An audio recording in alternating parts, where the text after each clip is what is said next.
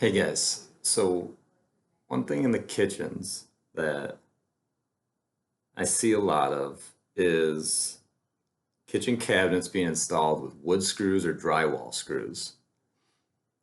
Although wood screws or heavy duty construction screws are usually okay, I, I always recommend to use cabinet screws. They make them for cabinets. They have a washer head design that secures the cabinet to the wall. And not only that, they just look nicer. Like when you open the cabinet, you don't see an ugly construction screw. You see a nice, clean, flathead design on your cabinet when you open it up. So not the biggest deal, but do not use drywall screws. At the very least, use heavy duty construction screws, but I would recommend using cabinet screws.